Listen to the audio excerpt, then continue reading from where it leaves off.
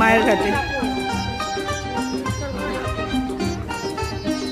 ওইটা প্রিন্সেপ ঘাট যায় আমার জানা ছিল না এত বছরে। চক্র রেল, ট্রেন আসছে। ঘাট প্রথম এলাম জীবনে, তো বললাম মা এই ঘাটে কে কে এসেছো, আমি তো জীবনে প্রথম এলাম। এই যে প্রিন্সেপ ঘাটের ট্রেন, চক্র রেল, প্রথম টাইম, ফার্স্ট টাইম দেখলাম।